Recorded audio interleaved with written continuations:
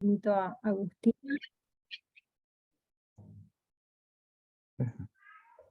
Ahí arrancó. Bueno, perfecto. Bueno, chicos, vamos a retomar un poco lo que hablábamos ayer. Ayer contamos dos perspectivas antropológicas de la existencia humana, y que habíamos dicho que estas dos perspectivas no conocen el carácter dialogal del ser humano, no niegan el carácter dialogal del ser personal. Y como contaba Carlos, tanto el individualismo como el mismo tienen un fundamento de por qué gravitaron durante tantos siglos en la sociedad, y era que las dos tienen algo de cierto, ¿sí? Las dos nos muestran algo de la realidad. Como decía Carlos, tanto el individualismo como el colectivismo, porque todos somos seres grupales, digamos, que nacemos en grupos, vivimos en grupos, y a la vez todos somos individuos. Martin Buber, que es un filósofo, uno de los mayores exponentes de la filosofía del diálogo, consideraba tanto al individualismo como al colectivismo, decían que eran dos formidables abstracciones, ¿sí? Eran... en el imaginario había una separación intelectual de alguno de los elementos, y ese elemento se lo consideraba aisladamente del resto de los elementos, como si fuese la esencia del hombre, ¿sí? El individualismo tomó justamente la individualidad de la persona como el único elemento fundante del ser personal, ¿sí? Mostraba, pero bueno, tanto el individualismo como el colectivismo mostraban una parte del ser personal y no todo. Martin Buber habla de un yo doble dentro de cada ser, ¿sí? Dice que todos somos individuos, pero tenemos que pasar a ser persona. El individuo es el ser aislado, que se aleja del resto de los seres, del resto de las otras personas, para distinguirse, y se encierra en sí mismo con lo que es suyo. ¿Sí? Ahí lo que hace es autodiferenciarse y apropiarse de su existencia. Eso sería el individuo. Y Martin Buber nombra esta relación como yo-ello. Pero a la vez dice que el ser humano no es solo eso, sino que tiene que pasar a ser persona. Y esa persona se manifiesta en el momento en que entra en relación con los otros. Y a esa relación Martin Buber la llama yo-tú. Entonces, por un lado está el individuo y esa relación yo-ello, que es la relación con nosotros mismos, que también es muy valiosa. Mari, no se te escucha. Sí. A ver, ahí va. Sí. ¿Ahora? Sí. Bueno, perfecto. Decía Martin Buber que esta relación yo-ello también es muy valiosa, porque ahí aprendemos nosotros a apropiarnos de nuestra propia experiencia y a prepararnos para salir al encuentro con el otro, ¿sí? Para salir al diálogo. Pero la esencia del ser humano está en la relación yo-tú,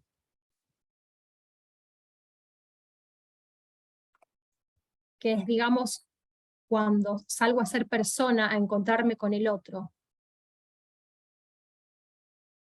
¿Sí? Él dice que no es que hay dos sujetos, ¿sí? Es el mismo sujeto que durante distintos momentos dice que hay una oscilación permanente entre estas dos actitudes, ¿sí? De encerrarme en mí mismo y en salir al encuentro.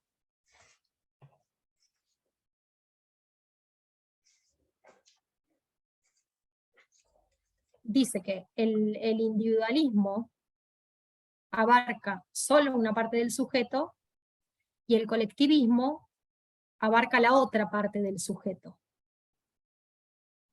¿Sí? Entonces dice Martin Buber que hay que salir un poco de estas unilateralidades y empezar a ver al ser humano en esa relación entre el yo con el yo-tú,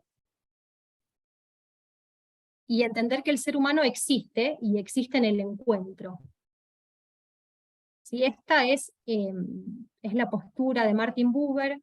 Como decía, es uno de los principales exponentes de la filosofía del diálogo, y él vivió a fines de 1800,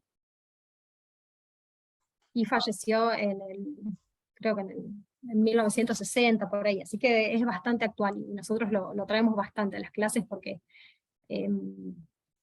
tiene ensayos muy buenos.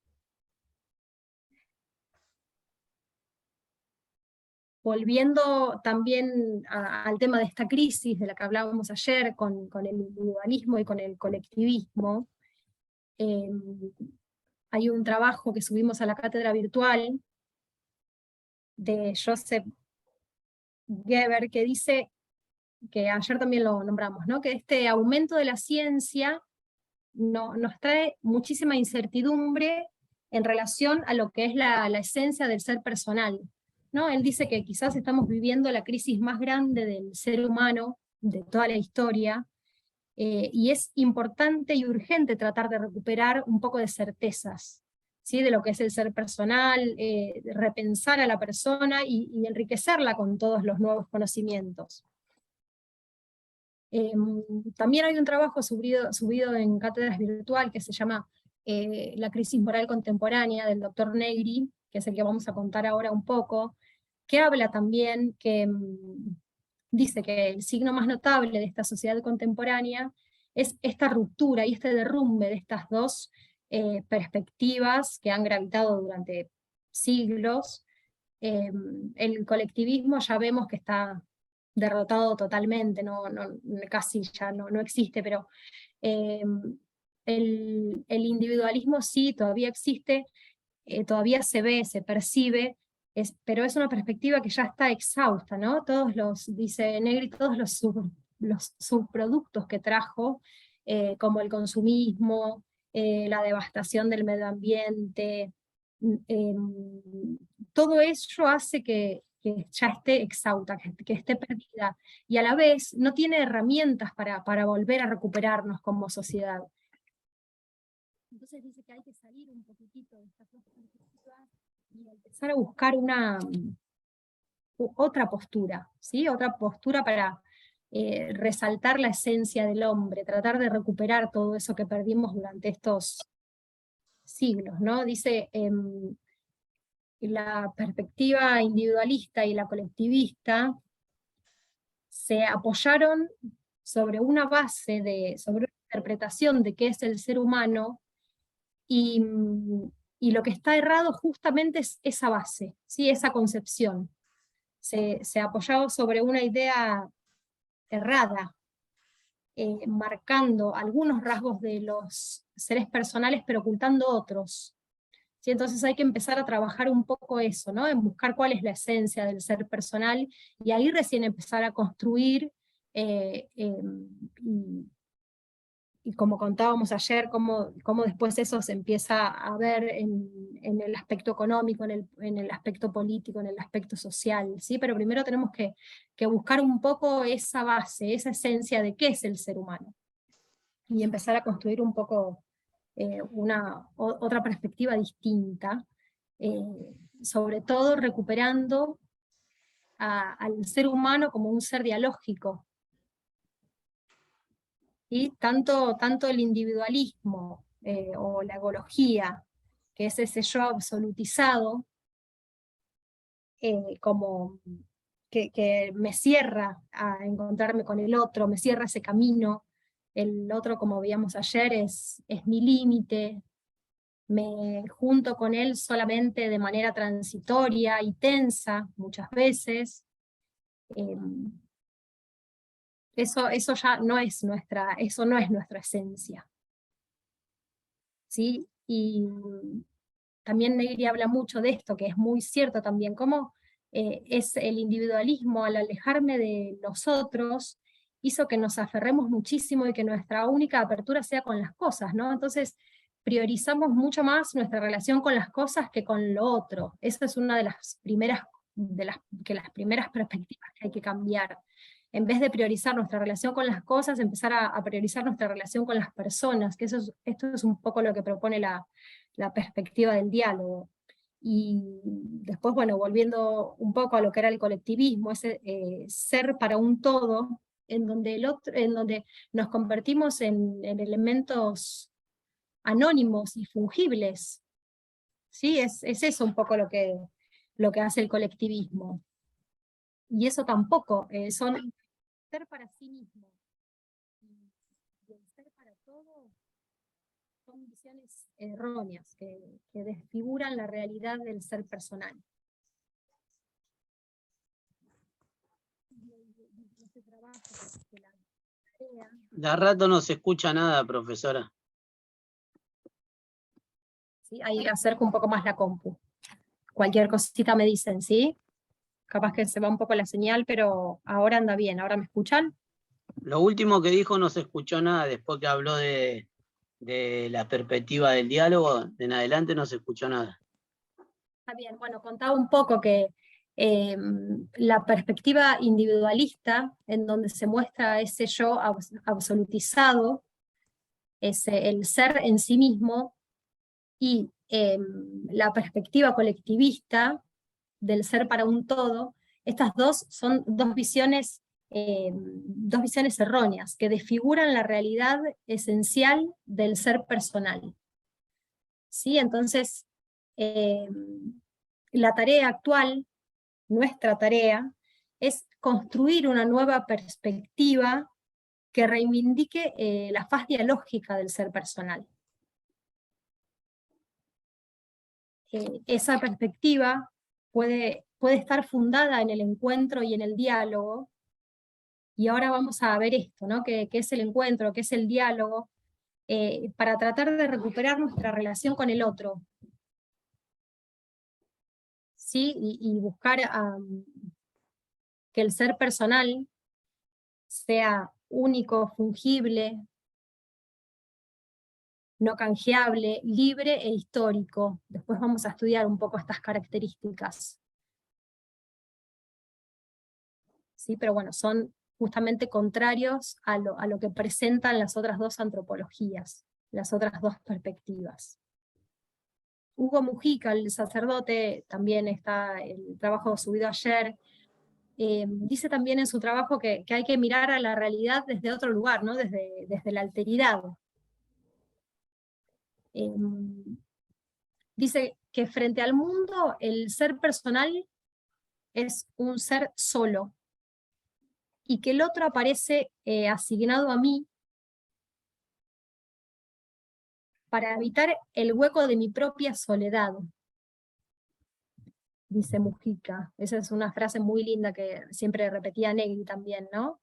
El otro como que viene a habitar mi hueco, es constitutivo de mí, no es ajeno a mí.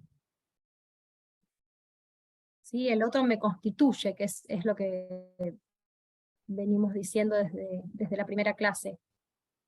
La llamada del otro, que la llamada del otro es solamente la presencia, ¿sí? No, cuando decimos llamada no nos referimos ni a palabras, sino que puede ser también gestos, miradas, o solamente la presencia del otro, despierta en mí una respuesta, ¿no? Una responsabilidad. Y eso es el encuentro, cuando esa llamada del otro y mi respuesta logran reunirse.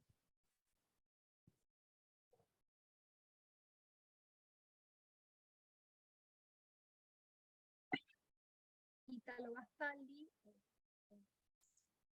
el trabajo también decía esto, ¿no? Que estábamos hablando, que una de las principales características de la filosofía del diálogo es priorizar esa relación de los seres personales entre ellos, la relación con las personas, y dejar atrás un poco esta relación con las cosas que priorizamos con tantos años de individualismo, ¿no? Ahí está la antropología del diálogo, ayer contábamos un poco, surge después de las guerras mundiales, y por los tantos horrores vividos en las guerras, se empezó a mirar un poco al ser humano, a su dignidad, y a la persona, entonces empiezan a surgir esta perspectiva dialógica, que es la que nos convoca. Como decíamos recién, el diálogo comienza con esa llamada, con esa presencia del otro, que no solamente se da con palabras, sino se puede dar con gestos, lo mismo que el encuentro, ¿no? Adolfo López Quintas dice en uno de sus trabajos que el encuentro no es la mera cercanía física, sino que se necesita muchísimo más que esa disposición física. ¿Sí?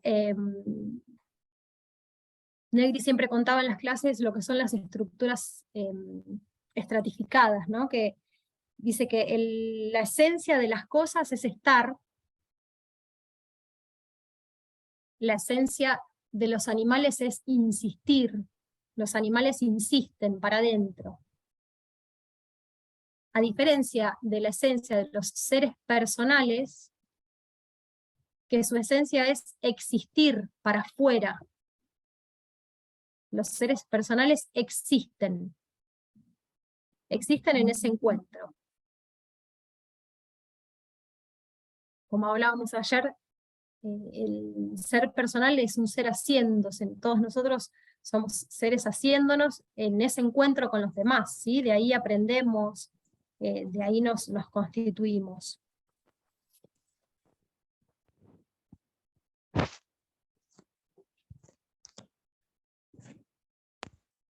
Entonces, bueno, el encuentro es esto, ¿no? Esta llamada y esa respuesta. Y siempre hay una búsqueda del otro. Y algo acá muy importante, que en el encuentro hay una búsqueda del otro, pero no para poseerlo y para usarlo, sino hay una búsqueda del otro para reconocerlo, para reconocer también su esencia. Esa es una gran diferencia con otras negaciones que vamos a ver en las próximas clases. ¿Sí? Al otro lo quiero encontrar para reconocerlo, en su propia dignidad. Y también en unos trabajos del doctor Negri, en uno de los trabajos dice que el núcleo del encuentro es el amor, y como todo amor, yo lo proyecto para no concluir nunca, ¿sí? Entonces, el encuentro es eso, es la búsqueda del otro infinito. Esa frase es muy linda. Diálogo viene etimológicamente, día es 2, y logos discurso, ¿sí? Entonces el diálogo es un discurso de a dos. Es una llamada y una respuesta. Y además de esta llamada y esa respuesta, y la disposición física de la que hablamos, ¿no? Negri dice que toda la disposición física del ser personal es para el encuentro, ¿no? Las manos para tocar, la boca para hablar. La disposición física del ser humano está hecha para el encuentro, pero en un encuentro no solamente se ve eso, sino que hay dos dimensiones muy importantes que las nombramos en las clases anteriores, que siempre se devela la libertad del ser humano, la libertad como posibilidad de encontrarse, y además la esperanza, ¿sí? La esperanza de acercarnos un poco más a la verdad.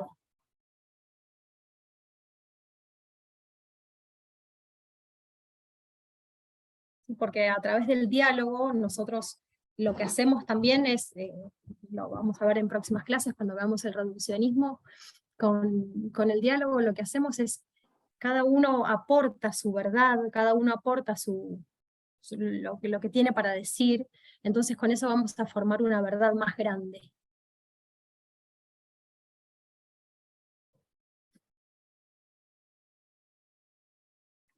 El diálogo, por un lado, puede ser un diálogo de amor, y también en el que no espero nada, y también puede ser un diálogo de respeto, en el cual hay una afirmación recíproca, y doy a cambio de que me des. Cuando trabajemos los órdenes sociales, vamos a desarrollar un poco más esta idea. Pero estos dos son dos diálogos distintos,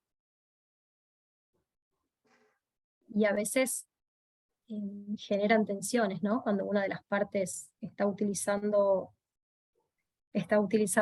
uno y la otra otro, puede generar tensiones, pero estas dos han ordenado a lo largo de los siglos todas las relaciones domésticas y políticas.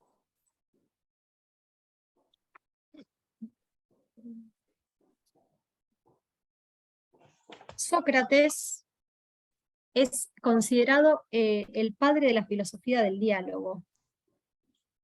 ¿Sí? Como habíamos contado en una de las primeras clases, él lo que hacía por Atenas era ir justamente dialogando con todos, ¿sí? Dialogando, intentando reflexionar, preguntaba, muchas veces incomodaba, bueno, así terminó condenado a muerte, ¿no? Pero él descubrió el valor constitutivo que tenía para el ser personal el diálogo, y describió sus notas, las notas del diálogo. Sí, Sócrates decía que el diálogo podía empezar en cualquier momento.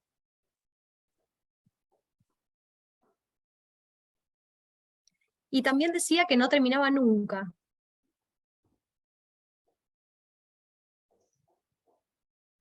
Por supuesto que los muertos no participan del diálogo, pero sí podemos seguir hablando de ellos, ¿no? Hablando de ellos, contando sus ideas, sus enseñanzas. Como que Entonces, bueno, trasciende, ¿no? Esto de que no termina exactamente. nunca, sino que... Sí, exactamente. Otra de las características del diálogo es que todas las personas pueden participar de él, ¿sí? Cualquier sujeto puede ser parte de él, no hay excluidos, y cada uno tiene una fracción de verdad. Guido Calógero decía que todo ser humano, por el solo hecho de serlo, puede participar del diálogo. Y ahí establecía un gran principio de igualdad, ¿no?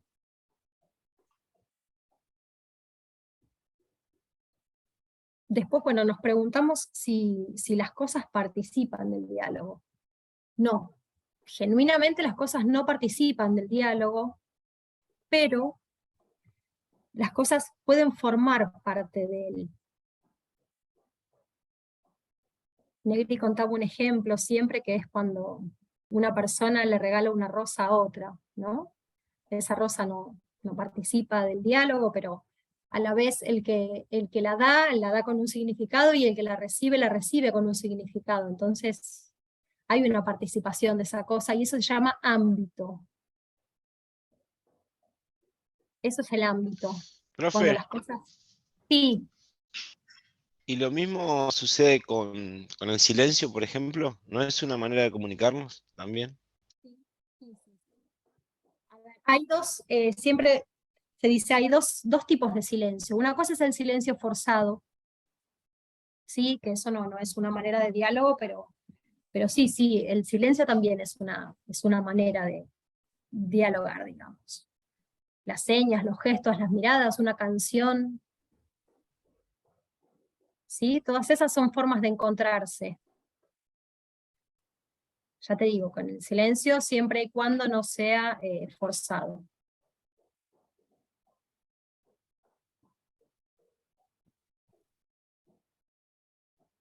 Por otro lado, no hay dos diálogos iguales, ¿no?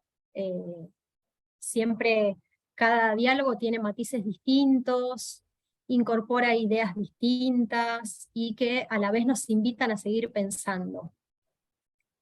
Y otra de las características del diálogo que marcó Sócrates es sobre qué temas puede dialogarse. Puede dialogarse de cualquier cosa. ¿Sí? Y cualquier diálogo puede ser constructivo. Este rasgo de hacerse en el diálogo es básico para el derecho.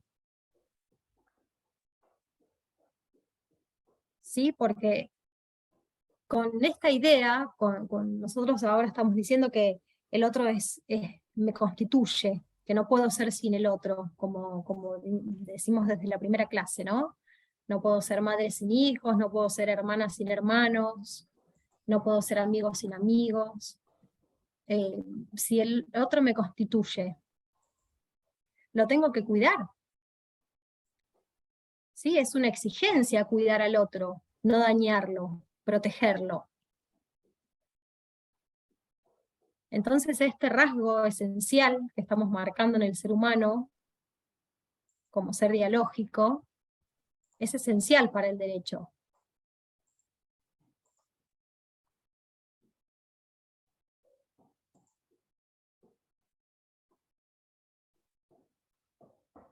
Y es algo que tiene que marcar las bases.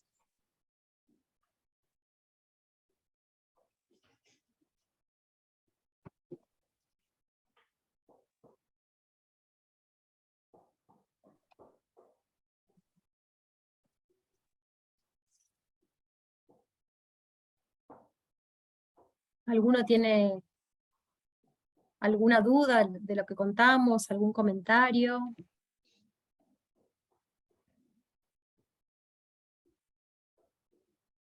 No, pero cuando hablas del diálogo y de la forma, digamos, en que se da el diálogo en relación con el otro, me suena a dialéctica, digamos, ¿no? A lo que es la tesis, la antítesis y después, bueno, el tercer momento que no me acuerdo en este momento, la síntesis. Me suena a eso, a la construcción de algo de a dos que termina como superando una postura y la otra. Por esto que decías que se hacía como una verdad más grande. Me suena así, no sé si será así.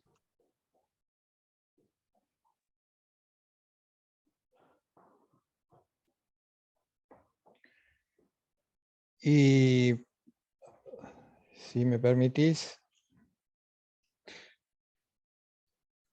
sí, dialéctica sería una manera de pensar el resultado de conflicto, un choque o una contradicción entre dos puntos de vista diferentes.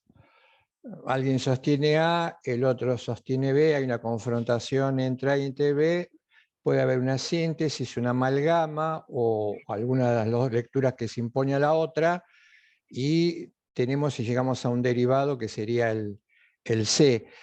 El diálogo no es exactamente lo mismo que dialéctica, porque fundamentalmente en el diálogo lo que nosotros necesitamos es no que el otro nos confronte por confrontarnos, sino que incorpore alguna idea al mismo tiempo nosotros, porque hay reciprocidad, incorporemos una idea diferente, y esto implica sumar información para mí y sumar información para el otro.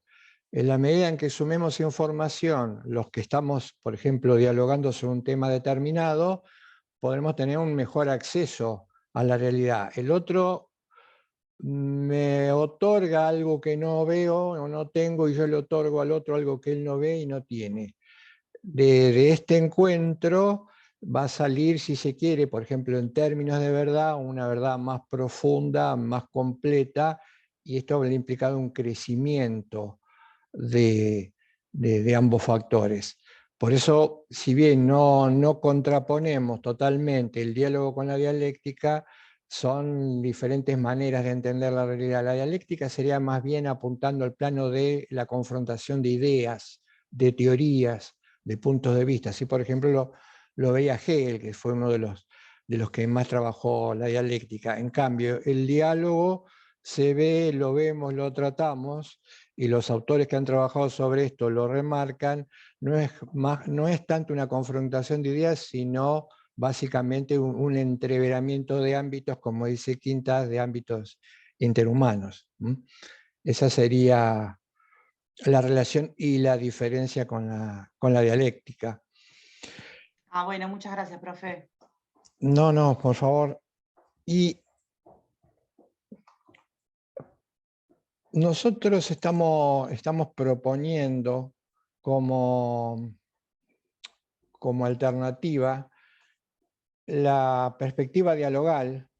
La perspectiva dialogal no es, vamos a despejar algunos errores sobre lo que podría ser la perspectiva dialogal. Y después, si quieren, vamos a pasar a algo también importante o interesante, que es tratar de explicar por qué una perspectiva dialógica por ahora, más allá del esfuerzo de quienes la defendieron y la propusieron, todavía no puede cuajar adecuadamente en la realidad. Para además contrarrestar, por ejemplo, caricaturas, palabra larga, caricaturas del diálogo, y además la caricatura sería rebajar, generalmente por caricatura se entiende un trazo muy vago, muy abstracto, muy genérico de una realidad que uno no comprende. Y muchas veces, cuando tenemos la tendencia de si no comprendemos algo, lo convertimos en caricatura. Esto implicaría desconocerlo. Vamos a ver también por qué muchas veces el diálogo como lectura se minimiza. Pero esto tiene que ver más que nada con una falta de comprensión de lo que significa el diálogo. Entonces decía, es una perspectiva, una tercera perspectiva o alternativa, dice Buber, excluida. Esto quiere decir que no es un invento del siglo XVIII, no es una lectura novedosa del siglo XX, no es algo que se le ocurrió a una mente iluminada a comienzos del siglo XXI. Dice Buber, es la tercera alternativa genuina excluida. Decíamos bien, contábamos bien hoy, que en la búsqueda de entender la condición humana, Buber nos decía, que baje porque está escuchando ahí. Perdón, retomo. Buber decía, a la esencia de lo humano no hay que buscarla en la persona individual, ni hay que buscarla en el grupo. La esencia del humano es el resultado del encuentro, del diálogo, y él utilizaba esta palabra. La esencia del humano se puede configurar como el entre, lo que ocurre entre dos sujetos. Cuando termina el diálogo, los dos podemos seguir siendo personas, parte individuo, pero lo esencial, la cota más alta de humanidad se va a dar si entre los que constituyen o conforman el diálogo se da un encuentro verdadero. No lo busquemos ni en el individuo o en la persona, ni lo busquemos en el grupo. No fue Buber el que dispara este punto de vista. Él va tomando algunas ideas de los antecesores, pero si bien es cierto, marca algo que es contrastante. Esto en cuanto a que no es una mezcla, no es una simbiosis. Vieron que muchas veces, y esto es parte de la dialéctica, alguien piensa, yo me acuerdo, por ejemplo, cuando estudiaba, en muchos manuales de algunas materias se decía, existe la teoría A, existe la teoría B. Entonces el autor decía, yo no soy partidario ni de A ni de B. ¿Y qué terminaba haciendo el autor? Mezclando A y B. Entonces decía, la nuestra es una teoría intermedia, es una mezcla de A con B. No, la perspectiva dialógica no es una mezcla de alternativas. Es una lectura que intenta diferenciarse de estas, no es algo nuevo, porque forma parte de la condición humana. El carácter dialogal del hombre está presente en el primer hombre y está presente en el hombre actual. Otro dato más. para ayudar a desvelar la idea de diálogo. Estamos en una sociedad como la nuestra está muy acostumbrada a entender diálogo por conversación. El diálogo no es meramente una conversación, no es simplemente una conversación. Puede haber conversaciones y puede haber o debería haber diálogos, pero una conversación, generalmente se habla de conversación funcional. Los lingüistas hablan de conversación funcional. ¿Qué es una conversación funcional? Una conversación funcional es la que solemos llevar adelante casi cotidianamente y en la mayoría de los minutos en que nos confrontamos con otro. En una conversación funcional, el otro aparece como una especie de caja de resonancia de lo que yo estoy diciendo. Generalmente las conversaciones funcionales se dan en tercera persona. Hablamos de un lugar, hablamos de un objeto, hablamos de otro, pero poco y casi nada hablamos de nosotros. Eso es lo que se llama conversación funcional. Muchas veces en estas conversaciones utilizamos clichés, respuestas, si se quiere, de cajón o de catálogo. Es curioso como algunos autores, y esto es gracioso entre comillas, porque uno muchísimas veces también lo experimenta. Por ejemplo, una de las conversaciones funcionales, hay como una tendencia a expresarnos entre los seres humanos, pero muchas veces el silencio, como lo marcaba Ariel, los filósofos del diálogo dicen que el silencio tal vez sea hasta más importante que el diálogo mismo, porque es la antesala del diálogo. El silencio implica que yo estoy en una actitud de respeto ante el otro, lo estoy escuchando, no meramente oyendo, y es el cierre del diálogo. Y muchas veces, por supuesto, el silencio puede ser un vehículo o una manera de vincularse, salvo, y esto lo marcaba otro autor posterior dialógico como Leinentralgo, salvo que el silencio implique retracción, un retraimiento. Una cosa es llamarse a silencio para intentar comprender a otro, otra cosa es llamarse a silencio y que el silencio implique una especie de retirada. No me quiero involucrar con el otro, no me quiero involucrar con lo que se está tratando, entonces me callo, me retraigo. Eso es una cuestión diferente. Les decía, pero volviendo al ejemplo, esa tendencia a conversar funcionalmente y esa necesidad de expresarnos, que muchas veces nos incomoda, tiene como lugar rápido, seguro y habitual, por ejemplo, hablar del tiempo, ¿no? Un entrecruzamiento habitual en un ascensor con alguien no conocido o poco conocido, ¿no? Hay esa situación de digo algo, no digo nada, ¿qué pasa? Tengo que subir 7 pisos, qué frío que hace afuera, ¿no? O qué tormenta se está por desatar. Esa respuesta precisamente está explicada por el carácter funcional. Esto no es diálogo.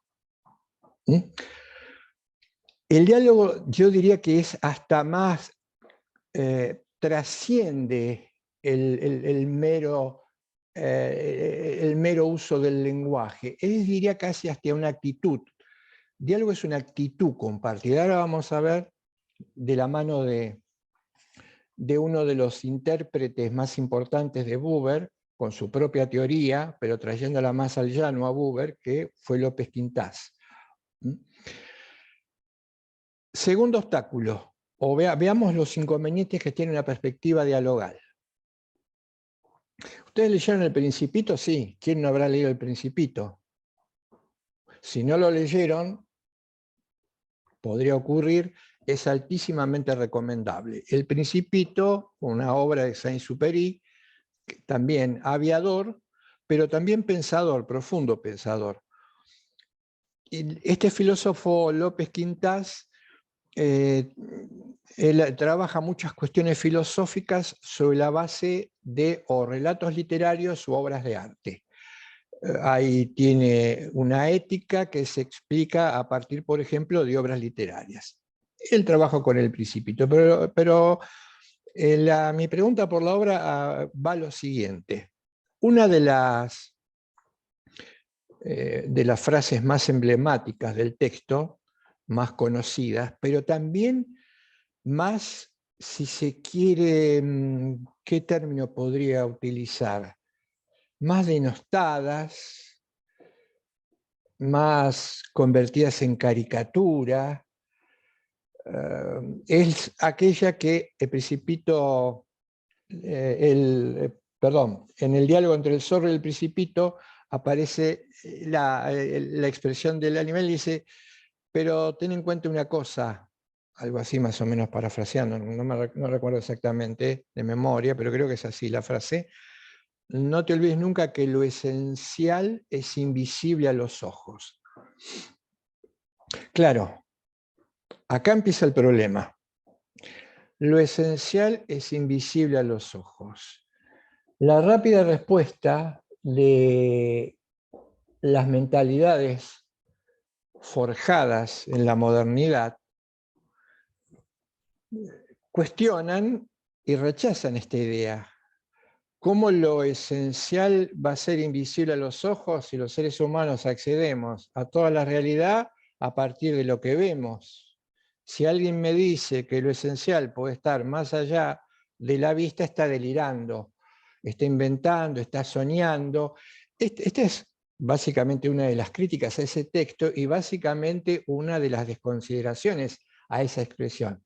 Es una expresión poética, es cháchara, es lo que es una expresión para un cuento de chicos. Pero acá está la clave. Voy a intentar marcar cómo la clave está en esta frase. Decía hoy, la mentalidad moderna. ¿Cuál es la diferencia?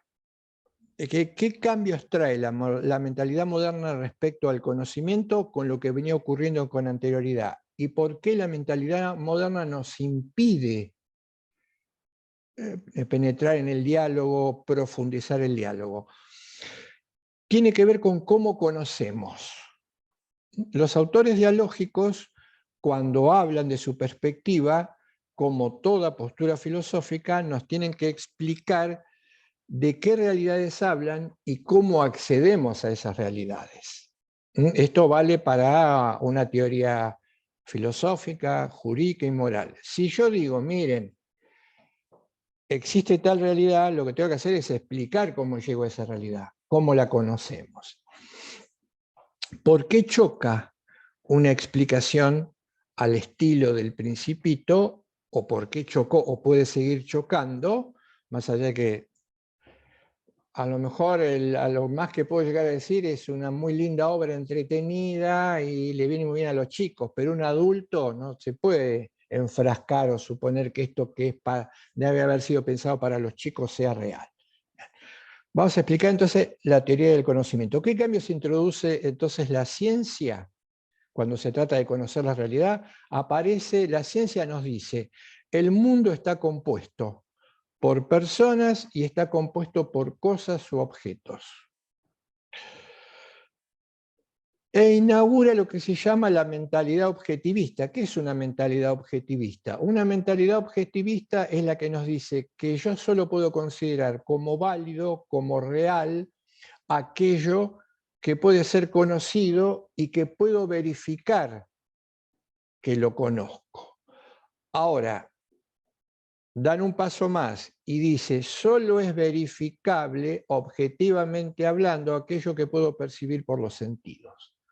Y ahí se terminó la cuestión. ¿Qué es lo que puedo percibir por los sentidos? Básicamente, el sentido esencial con el que percibimos la realidad, o uno de los más importantes, es la vista.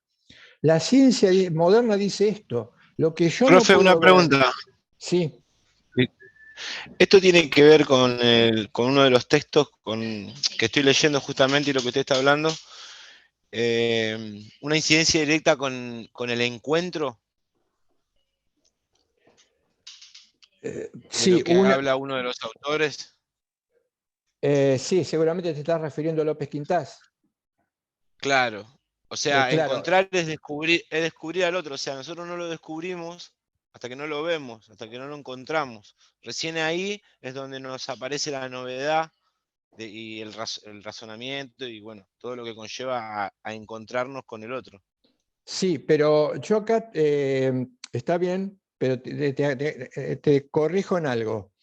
Lo que yo estoy tratando de explicar ahora es por qué es tan difícil entender la necesidad del diálogo y el encuentro, y la explicación estaría dada, por eso la gran crisis que se desata a mitad de la Edad Moderna, la explicación estaría dada en qué es lo que podemos conocer.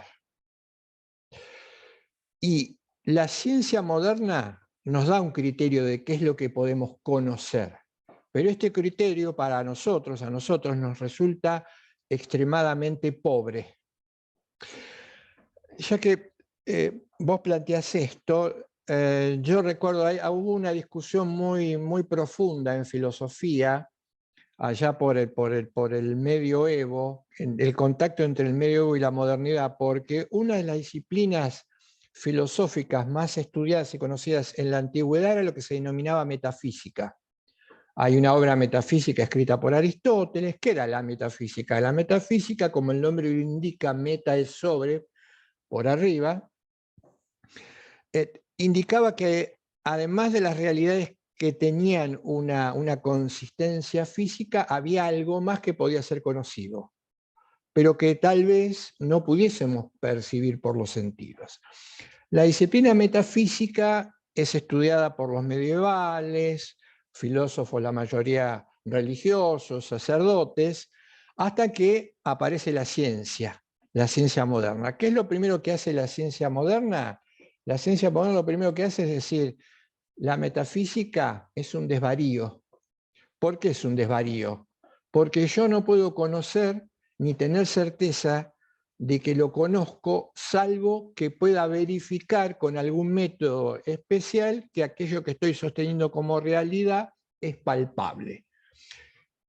Esto lo introduce la ciencia moderna, el criterio de racionalidad. Todo aquello que yo no puedo ver, pesar, medir, tocar, no existe, porque no es percibido por los sentidos. Hay una descalificación de lo metafísico. Lo que yo puedo tocar, ver, experimentar, eso es real, eso es racional, dice la ciencia moderna.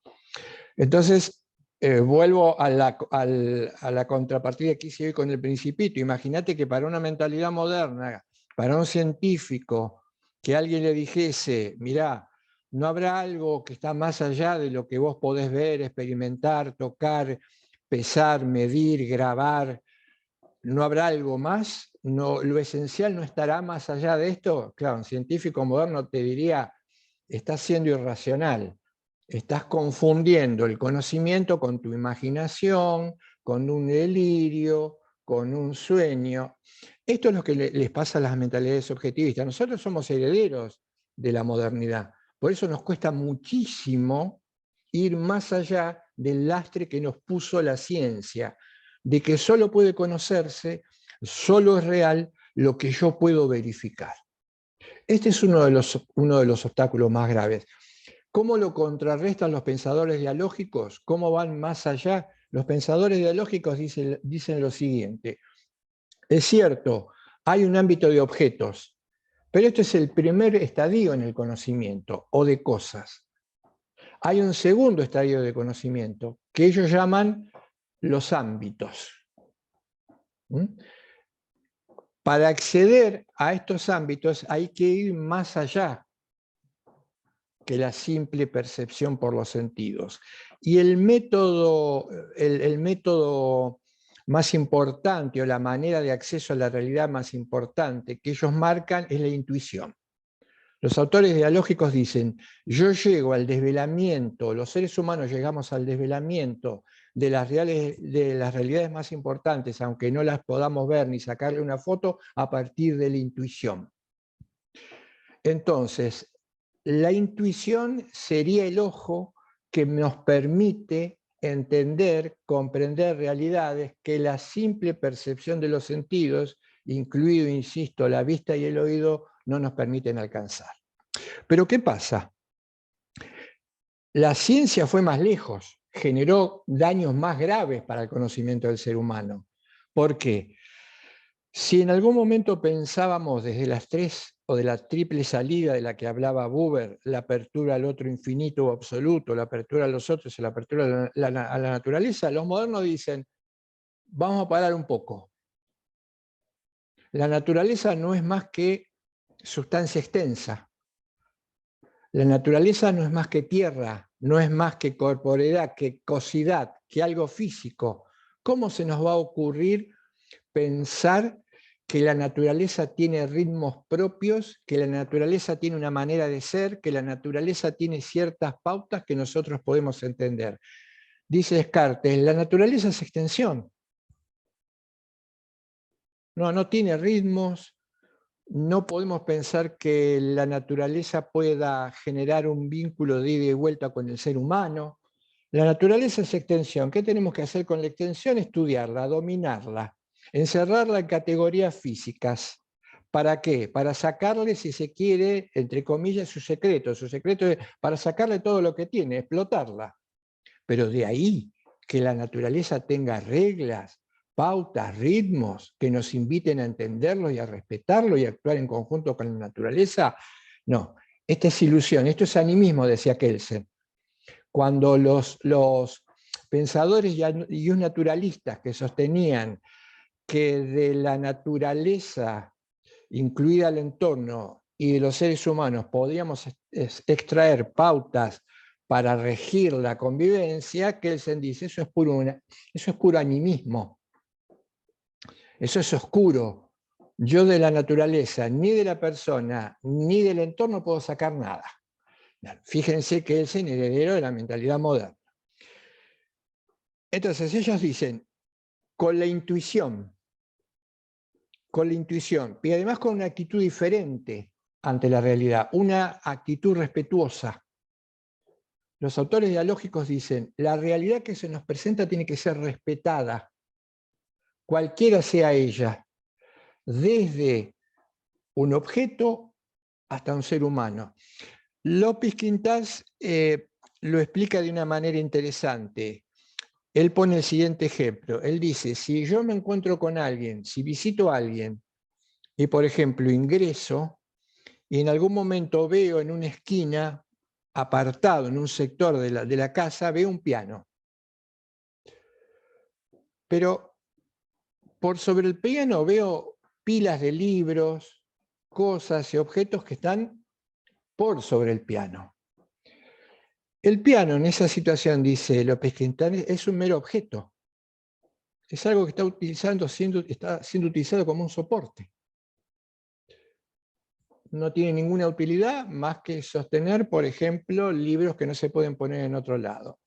Ahora dice él, el piano podría dejar de ser un mero objeto, una mera realidad delimitable, una mera cosa, si existiese un intérprete que entrando o conjugando la vinculación con el objeto, lo tocara, le sacara notas y pudiera en este caso, por ejemplo, componer y repetir una melodía. Allí el piano deja de ser un mero objeto, se convierte en un ámbito. ¿Por qué?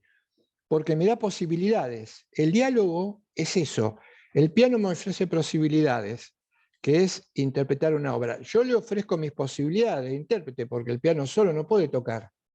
Allí se entreveran dos ámbitos y sale una obra musical, una obra de arte, una pieza musical. Entonces, sin dejar de ser un objeto, pero ambitalizándose, el piano me ofrece posibilidades que yo solo, viendo al piano no como una mera cosa, sino como un ámbito con el que puedo intercambiar posibilidades, obtengo un resultado que es una obra de arte. Y por supuesto hay un tercer estadio, que son los que López Quintás llama ámbitos en el sentido integral del término. Ámbito que sería, hay que desterrar, esto también es un gran logro de López Quintás como filósofo dialogal. Ámbito es una atmósfera que se genera cuando se produce el encuentro. No tienen que entender, y los prevengo de esto, la modernidad nos inculcó que tenemos que confrontar todo con las categorías espaciotemporales, Entonces, lo primero que yo me imagino cuando alguien me dice ámbito es una pieza, un espacio cerrado que empieza y termina en un lugar determinado, que tiene techo, que tiene pared, que tiene piso. No. El ámbito es algo que se genera, que no tiene límite, que es el resultado del encuentro. Por eso cuando decía Buber, cuando el yo y el tú se encuentran, no limitan. En cambio, cuando yo veo al otro con una actitud objetivante, instrumentalizante o lo pongo a distancia, estamos limitando. Ni yo puedo llegar al otro, ni el otro puede llegar a mí. Exclusivamente, como decían los modernos, podríamos llegar al otro si lo queremos manipular, como lo contaba bien hoy Marina, bajo la figura del contrato. Y algo más. Si rompemos la barrera del objetivismo, que consiste en esto, insisto, piénsenlo, insisto, en suponer que lo único que se puede conocer es aquello que puedo mensurar con categorías espaciotemporales y con el criterio de la verificabilidad, que es el apotegma de la ciencia moderna, matemática, física, de las ciencias duras. Si rompo esa barrera, entonces estoy en condiciones de percibir que la realidad, lo que me confronta, es permanentemente me está llamando. Y vamos al esquema de conocimiento de los filósofos dialogales. El esquema apelación-respuesta. O volvamos sobre el esquema apelación-respuesta. Dice Buber, la realidad está permanentemente apostrofando al ser humano. ¿Qué quiere decir? La realidad constantemente nos está interpelando. ¿Qué tipo de realidades nos interpelan? Claro, dice Buber, en una sociedad moderna la realidad constantemente nos está interpelando, pero generalmente nosotros desconocemos, no sentimos ese llamado, lo negamos o lo pasamos por alto. ¿Qué realidad nos interpela a los seres humanos? El entorno. El entorno. La naturaleza que nos dice, conjuguémonos y obtengamos ambos frutos mediante el respeto mutuo, básicamente mediante el respeto de quien se confronta con la naturaleza, no con la falta de respeto que implica la destrucción del entorno, lo que es el resultado en el último siglo del embate de la modernidad. La naturaleza nos interpela, respetá mis ritmos y yo te ofrezco todo lo que puedes obtener, pero respetá mis ritmos. Me interpelan los otros. Constantemente me están interpelando los otros. Aunque no me digan nada, aunque no me hablen, la sola presencia del otro implica una interpelación, una exigencia. Vos, Ariel, vos, Mariano, Lucrecia, Rodrigo, Noelia, Marina, en este momento me están interpelando. Negri decía, no me están diciendo nada. Aunque no me digan nada, me están interpelando. Y aunque no me digan nada, me están exigiendo o pidiendo una respuesta.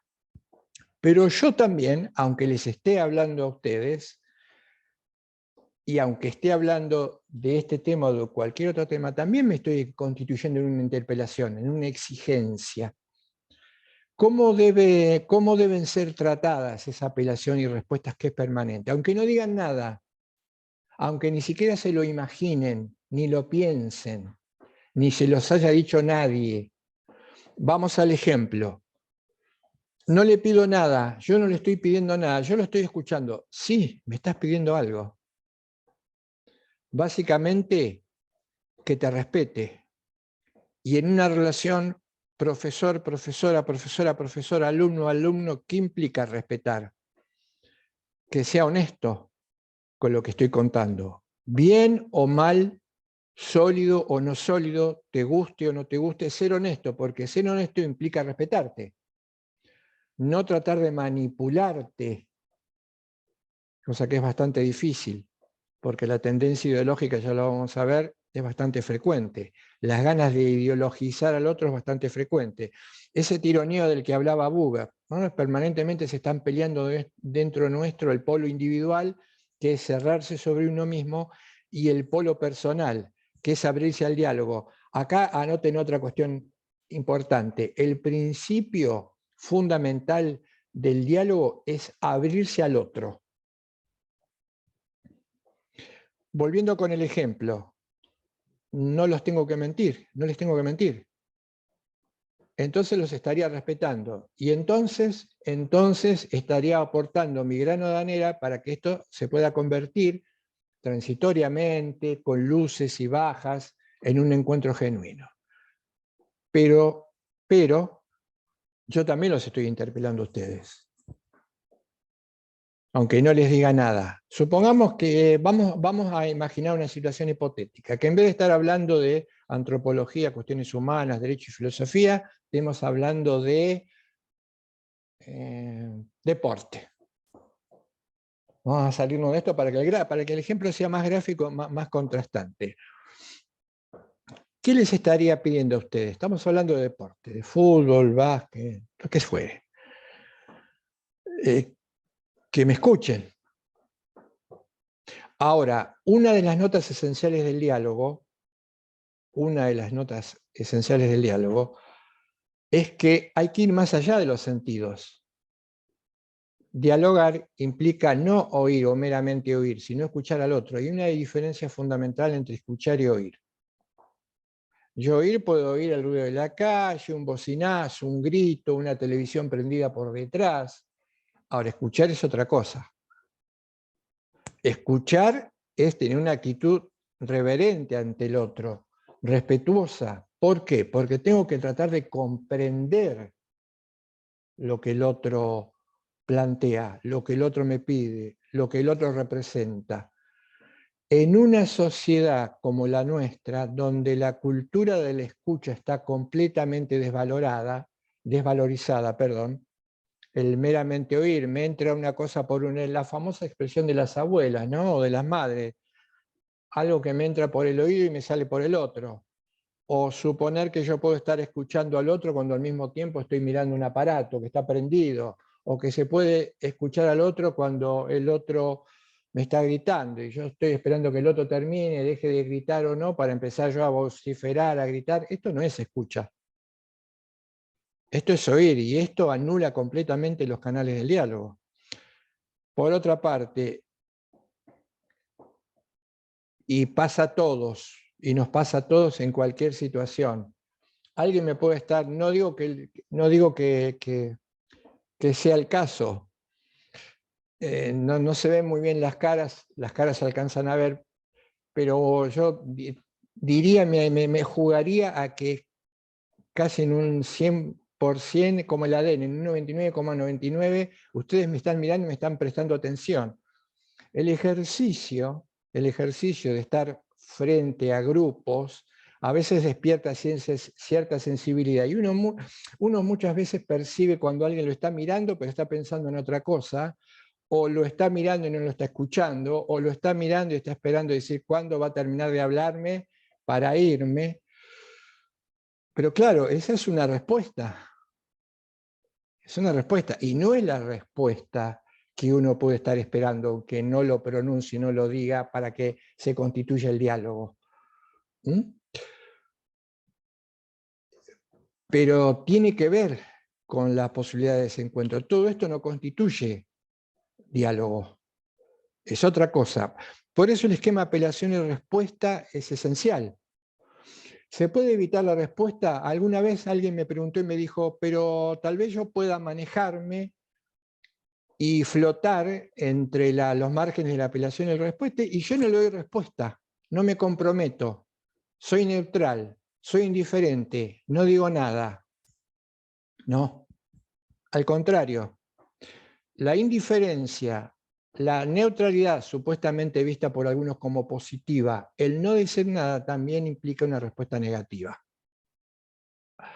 No digo nada, entonces no me comprometo. No interrumpo, no interrogo. Estoy pensando en las compras de mañana. Yo no dije nada. No. Ahí hubo una respuesta y esa respuesta es negativa. Constantemente estamos siendo interpelados. Esto tiene cierto grado de dramaticidad cuando uno lo entiende bien. constantemente estamos siendo interpelados. Y constantemente, las 24 horas del día, en todos los ámbitos en los que nos movemos, estamos dando una respuesta, que muchas veces hasta ni siquiera somos conscientes de eso. Y la respuesta tiene o va por dos andariveles nada más. O es positiva o es negativa. O acepto al otro o no lo acepto. O me retraigo.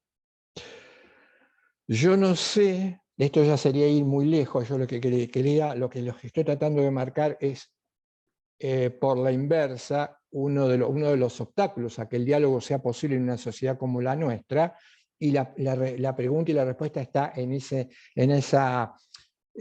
criterio, en ese objetivismo que infecta nuestra mente.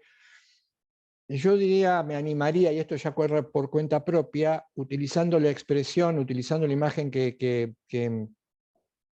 manejaba Negri, que era el haber y el debe, o el bien y el mal, y ahí poner los productos culturales. Yo creo que a lo largo del día, aunque no hagamos la contabilidad, uno podría, seguramente tienen el debe y el haber las veces que respondió afirmativamente como correspondía, aunque por ejemplo ni siquiera abrió la boca, y las veces que respondió negativamente, a uno siendo consciente de ello, y también no habló. Y esto a lo largo de toda una vida. ¿En qué se mediría? Y diría que López Quintás habla de las actitudes de vértigo y de éxtasis. El encuentro genera éxtasis. Cuando uno responde, cuando uno se da cuenta que se involucra con otro, con otros, se genera una especie de entusiasmo, de éxtasis. Nos damos cuenta, hablamos y generamos un proyecto en común y nos descubrimos cosas que tal vez solo no podríamos haber descubierto. Y salimos de ahí pensando, qué bien, descubrí algo o incorporé algo que no tenía en cuenta, y por ahí del otro lado seguramente, claro, dialogamos, nos pusimos de acuerdo, generamos un proyecto común y apareció algo que yo sola independientemente no tenía. Esto genera entusiasmo. Estos son los resultados del diálogo. Por otro lado, dice López Quintás, el rechazo al diálogo implica las actitudes de vértigo. ¿Por qué? Ahora voy a otra cosa para reforzar la idea de diálogo. ¿Por qué? El hombre moderno rompe con el otro, rompe con la naturaleza y rompe con Dios. Queda solo. Dice Buber, esto de Buber es una genialidad, esta conceptualización. Él dice, rompe con los demás. Pero claro, ¿qué pasa al romper con los demás? Se da cuenta que está desvalido, que queda solo. Entonces lo asaltan los temores, las dudas. Y uno, ante una situación de este tipo, en la que se encuentra solo, desvalido, aislado, con miedo a lo que puede acontecer, ¿qué alternativas podría tener? Y habría dos, dice Buber. Una alternativa, dice él, sería ser consciente del vacío, de la soledad, del aislamiento, de la debilidad que experimento, de la vulnerabilidad que presiento en mi propia realidad, habiendo cortado con lo otro. Y entonces, dándome cuenta que corté con algo que es esencial para mi propia realidad, retornar. Ahora dice Buber, el hombre moderno tomó la segunda alternativa, hizo lo que no tenía que hacer. En vez de, en un gesto de humildad, descubrir que al quedar aislado, solo, a la intemperie, había cometido un error, no, glorificó o ensalzó su propia debilidad.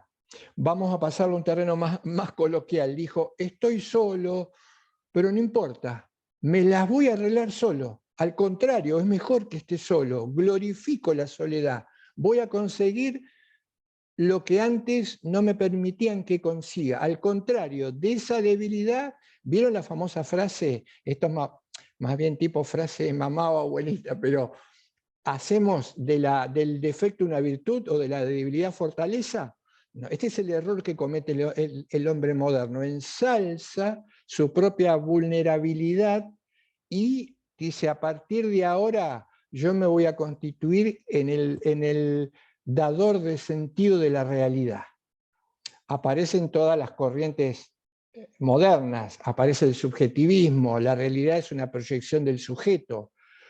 Existe o tiene realidad lo que el sujeto conoce con los métodos científicos, lo que el sujeto no conoce con los métodos científicos se va al cajón del destierro, no existe, no está, es una ilusión, un engaño, una quimera, es metafísica.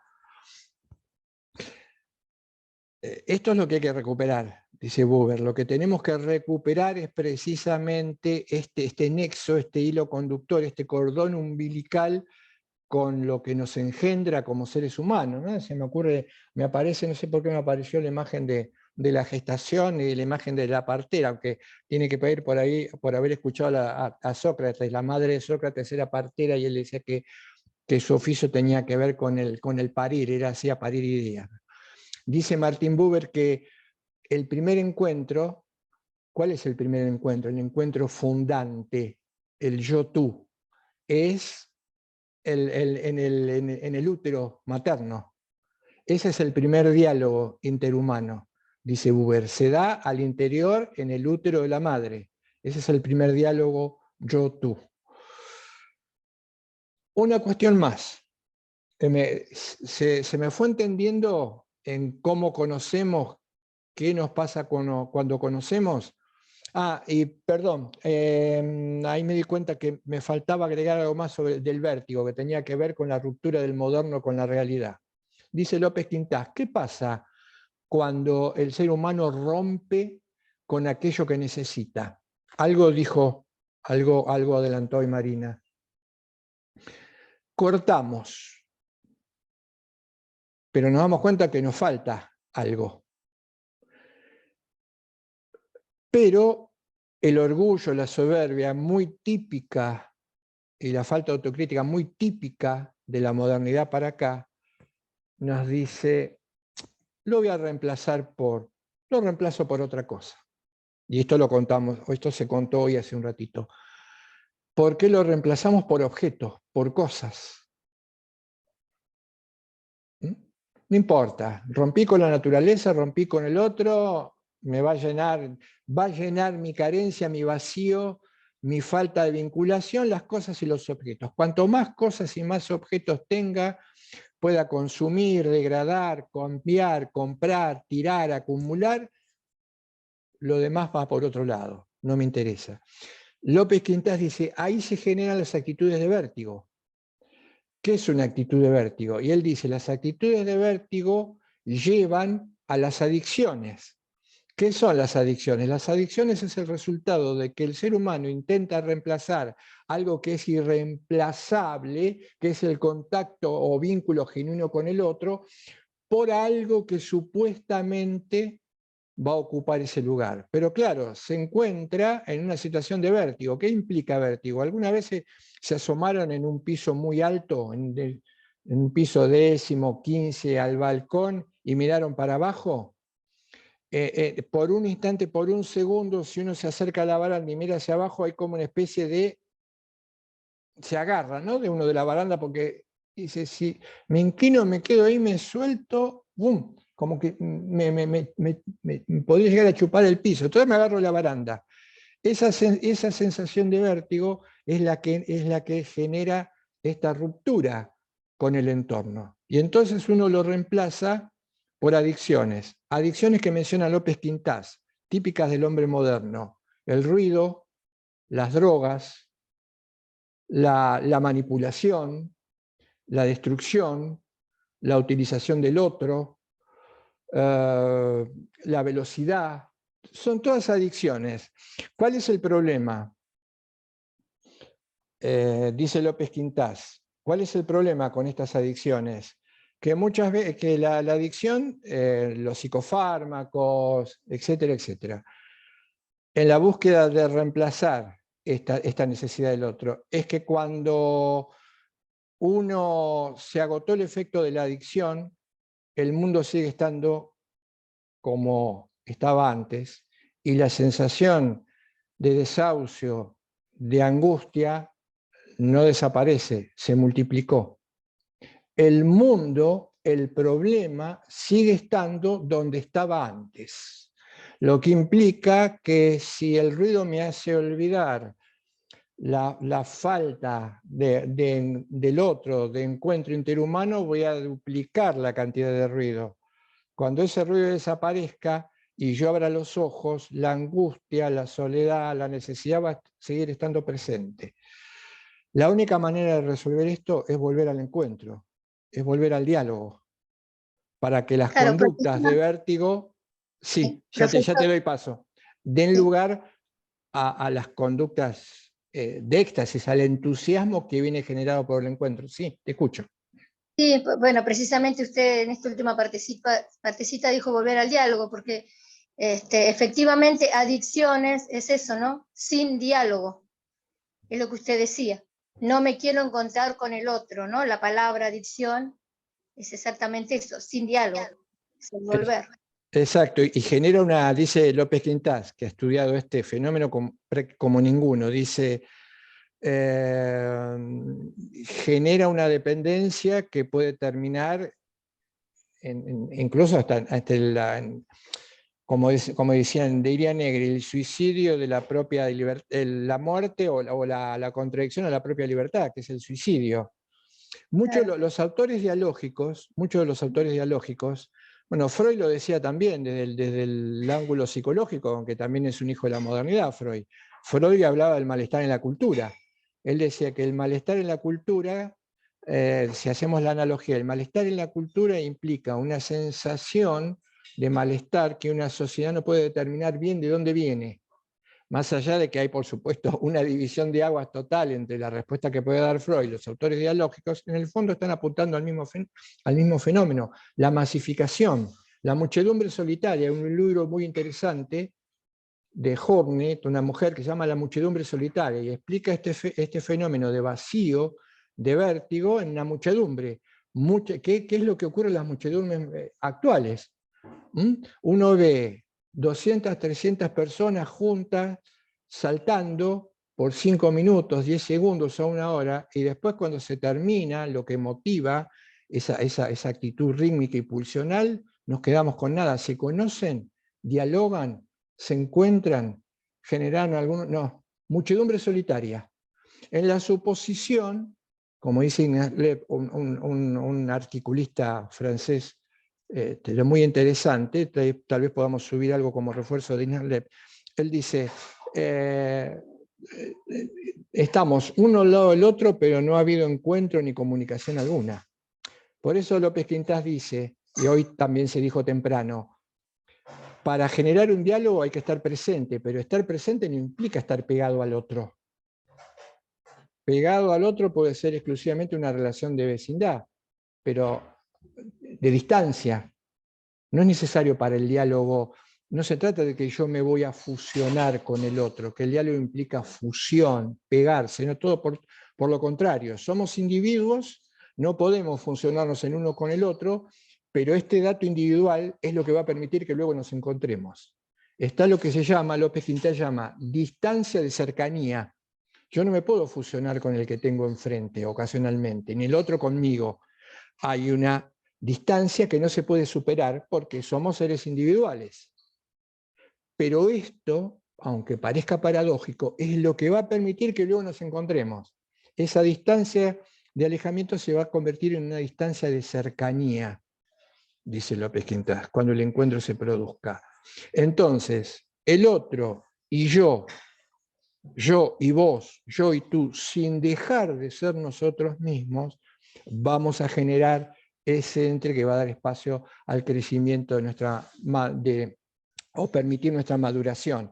Es la llave de la realización de los seres humanos. Fíjense, Kant, desde una óptica similar, lo cuenta de esta manera. Habla del mismo fenómeno y él dice, ¿qué es lo que nos puede, cuál es la cota de felicidad, entusiasmo mayor que puede alcanzar un ser humano? Que el otro lo necesite, dice él, necesitamos de la necesidad del otro para poder constituirnos auténticamente como seres personales. Y es cierto, necesitamos de la necesidad del otro.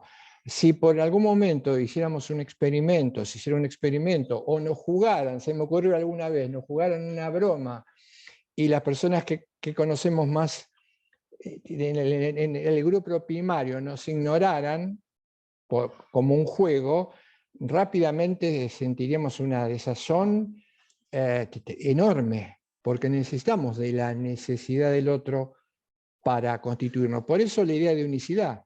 Cuando Negri dice, nos convertimos en seres únicos, no somos seres únicos, como dice algún libro de autoayuda, que se es único cuando uno se mira, se pone frente al espejo y dice, soy único, soy el mejor. No, seres únicos, la unicidad viene del reconocimiento del otro. Somos seres únicos precisamente porque el otro nos elige en ese momento, nos responde.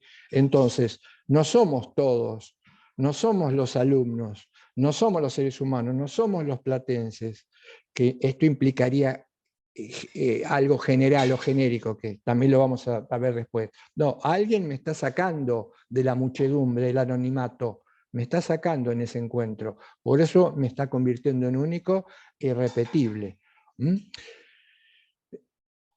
Un dato más. Profe, ahora que Sí. está diciendo eso, y retomando lo del Principito, hay un pasaje también en el que el zorro le dice que él es, digamos, su único zorro o su único amigo al Principito. Es en el encuentro con el otro que él se vuelve único. Claro, claro, ahí está la imagen de, por eso que después seguramente es la que trabaja López Quintás.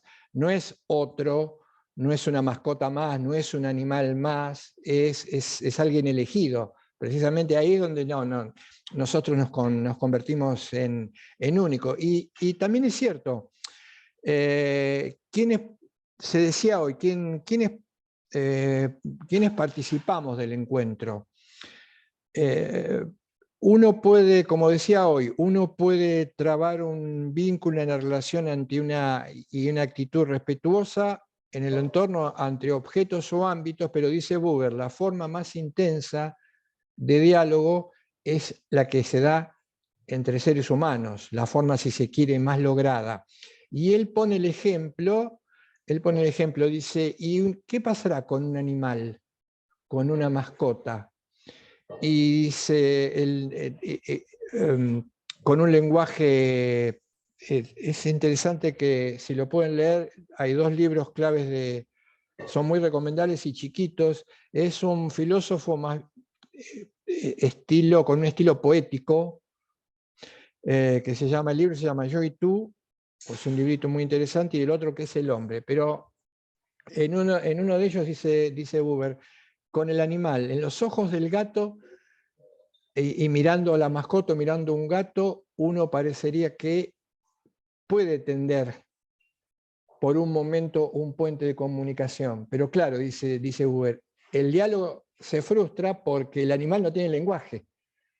El animal no puede hablarnos. Y más allá de que pueda haber un canal de comunicación y algo entre esas miradas, el diálogo no puede producirse. Sí se produce precisamente y en función del lenguaje con los otros.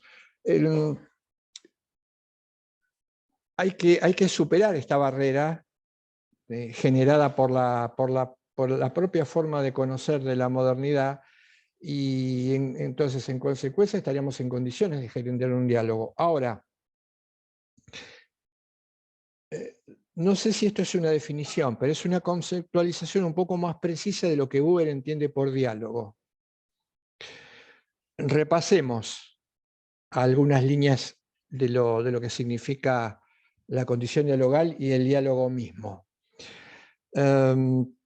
Dijimos, esquema, apelación y respuesta. Es muy difícil el diálogo entre los seres humanos, dice Buber, porque como parte de su conceptualización, él dice, hay diálogo cuando dos personas se encuentran la una con la otra sin voluntad de aparentar. Yo decía que hay una caracterización preciosa en este tramo. Claro, pero fíjense el problema.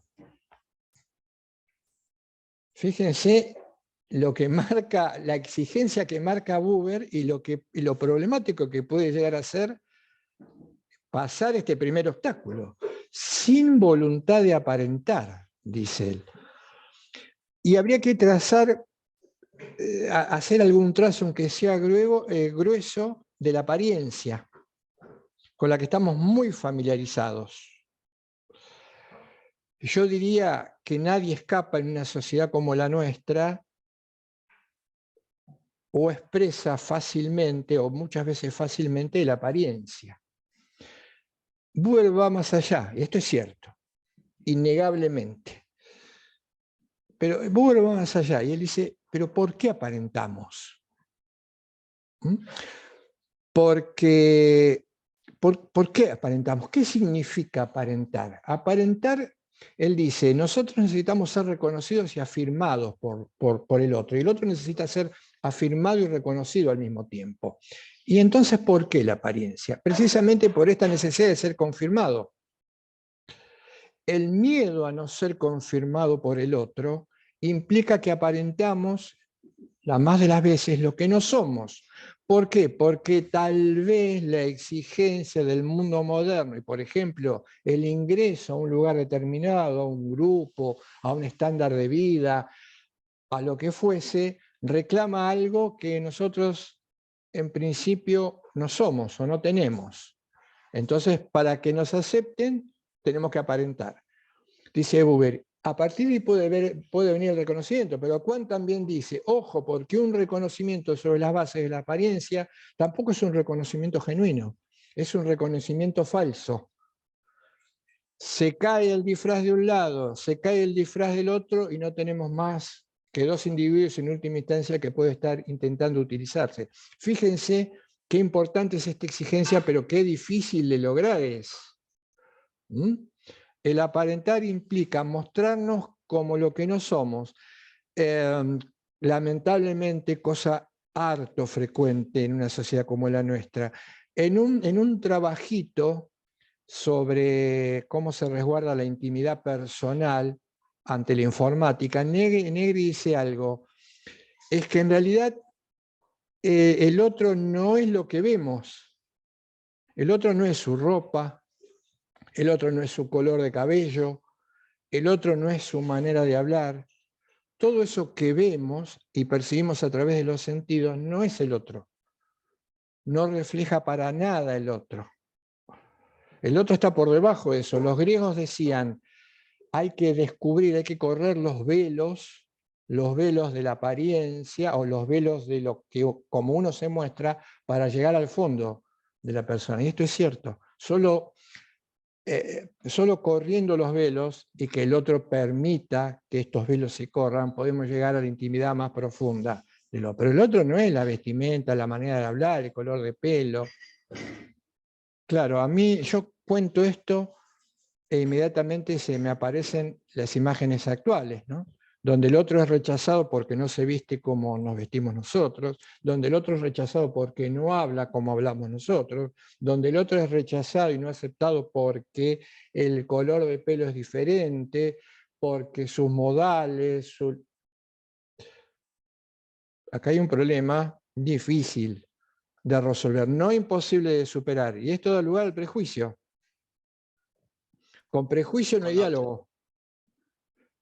Con prejuicio es imposible generar un auténtico diálogo a partir del prejuicio. El prejuicio implica una catalogación previa y un cerramiento de lo que el otro es en función de lo que el otro me muestra. Ah, y ahí viene la estigmatización. Ah, mirá cómo se viste esto, afuera. Ah, mirá cómo habla este, Profe, afuera. Sí. disculpe. Y justo que habló de la estigmatización, vio que al menos yo lo noté, qué encarnizado está esto con el derecho, porque estigmatizamos a aquel que lo vemos con una gorrita y es un chorro. Por eso comparto la equivocación que hay en esas funciones. Claro, ahora me hiciste acordar, a retomar el ejemplo que daba Negri. Él dice, a lo sumo, en la búsqueda de una actitud dialógica, él dice, a lo sumo del otro, si no profundizamos en el diálogo, podemos tener una imagen, podemos tener una foto, podemos tener una excusa. ¿Por qué una excusa? Hoy se forman perfiles psicológicos y sociales en informática y a partir de la computación. Una excusa para perseguir a alguien. El algoritmo que descubre lo que alguien busca en Internet. Sobre este algoritmo, de lo que alguien busca en Internet, se forma un perfil. Che, mirá que entonces lo detecta el gran hermano, mirá que le gustan las cosas rojas, mirá que le gusta el color rojo, mirá que tiene imágenes en la máquina de color rojo, mirá que averigua, pregunta mucho, lee muchos libros que ensalzan el color rojo. Es peligroso, puede ser disruptivo, puede ser un subversivo. Le gusta pintar la casa con colores rojos, cuando a la casa hay que pintarla con colores blancos, cuando la normalidad, la norma es pintar con colores blancos. Entonces, y no sé si ponerle nombre y apellido, no maneja, no tiene el volante en el sector derecho del auto, tiene el volante en el sector izquierdo del auto. Entonces, cuidado. Y ya se formó un perfil en base a ese algoritmo y tenemos una excusa, como decía Héctor. ¿Una excusa para qué? Una excusa para perseguirnos, para vigilarnos o para controlarnos. Vuelvo, entonces, tratando de hacer como una especie de si se quiere, de cierre. Vamos a recuperar el tema porque el tema es muy rico. La importancia del otro. La importancia del otro es crucial. Solo a partir del esquema apelación y respuesta en condiciones de diálogo, en condiciones de no apariencia, podemos generar nuestro propio desarrollo y el desarrollo del otro. Ahora, un dato. Algunos criticaron de alguna manera a Martin Buber, que era el iniciador del principio dialógico, porque decía, tal vez el panorama que Buber pinta en cuanto al diálogo, que puede ser genuino entre persona y persona, no supera la fase intimista. Es como si él hablara del diálogo, pero puntualizando a ese diálogo que se da a puertas cerradas o a lugares abiertos, pero básicamente entre dos personas. Es cierto que el diálogo se da básicamente o se puede dar de manera intersubjetiva, pero también es cierto que hay un diálogo social. También está la posibilidad del diálogo social. El diálogo social, que el mismo Buber lo había visto, que tal vez no tiene mucha difusión porque lo había contado en el libro filosófico religioso, como Eclipse de Dios, ¿no?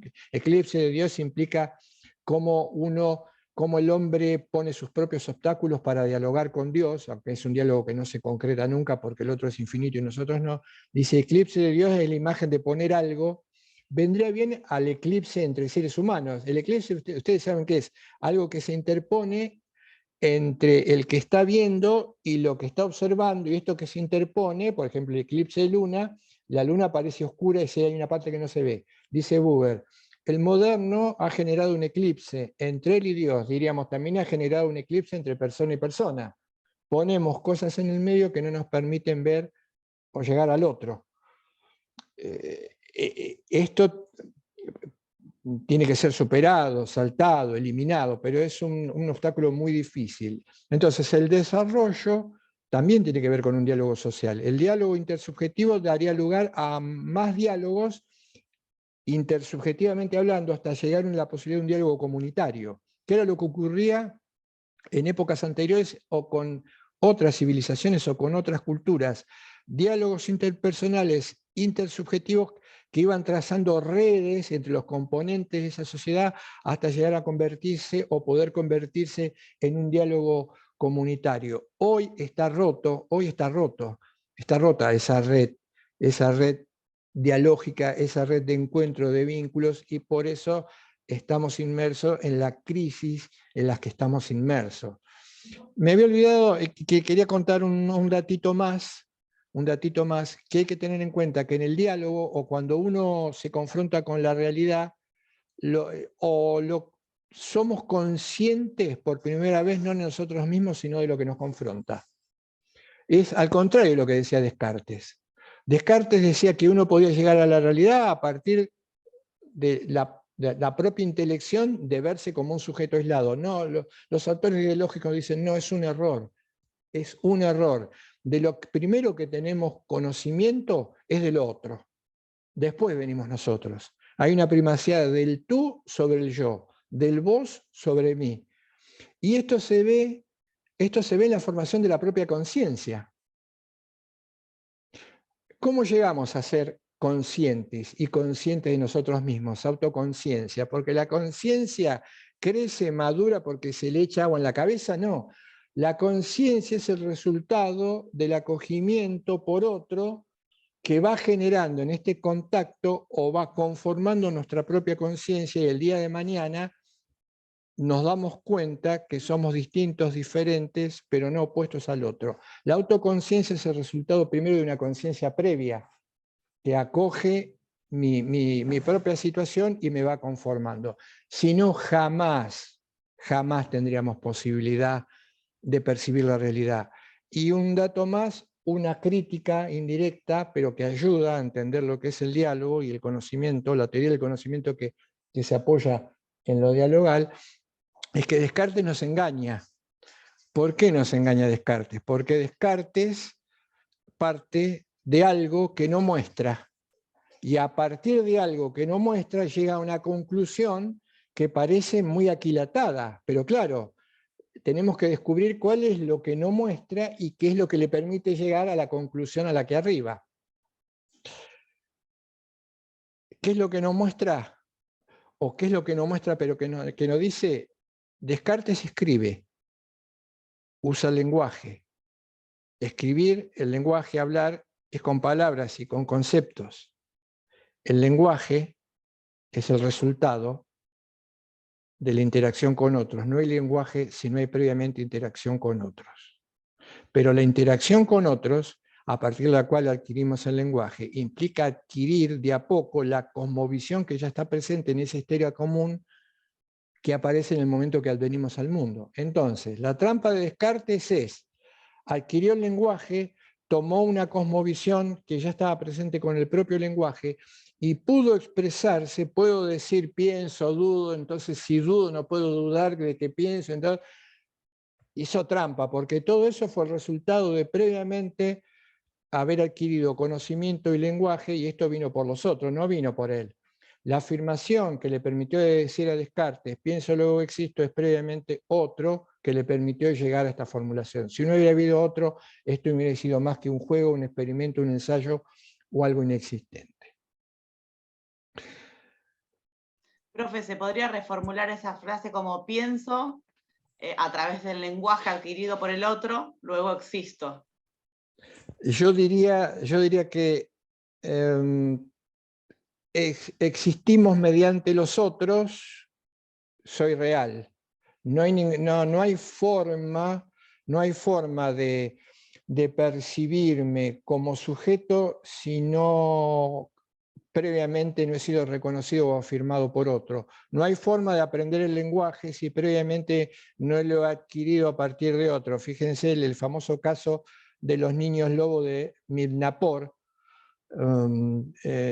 dos hermanos que se pierden en un accidente con pocos meses de vida, y los descubren años después formando parte de una manada de lobos. Era un varón y una mujer. Claro, tenían una postura erguida, no hablaban, gruñían, estaban sucios y se alimentaban y habían sido adoptados por una loba. Son como hacemos ese defecto de la ciencia, ¿no? ¿Qué hicimos? No respetamos, no nos vinculamos respetuosamente con esa realidad, sino que los agarraron, los separaron, los metieron en lugares diferentes y le pusieron una analogía, ¿no? Una imagen, un microscopio inmenso, y empezaron a ver en qué consistían esos objetos que eran anormales. Descubrieron esto, no los trataron como correspondían. Primero muere la mujer, la nena, y porque estaban aislados, separados, y al poco tiempo muere el varón. Pero esto indica claramente que no hay posibilidad de interactuar humanamente si no es con la presencia de otros. Entonces, diría, tenemos dos actitudes, solo podemos tener ante el mundo dos actitudes, solamente dos, y nada más que dos, de apertura y de cierre. Revisemos nuestros propios presupuestos y démonos cuenta que esta actitud de apertura y cierre es interpelada constantemente por las realidades que nos confrontan. Prestémosle el oído para escuchar a las realidades que nos confrontan. Involucrémonos, aún con lo difícil que sea en el diálogo, en interpelar y responder. Tomemos conciencia de, aunque no digamos nada, nadie nos pregunte nada, en todas las situaciones de la vida cotidiana estamos respondiendo e estamos interpelando a otro.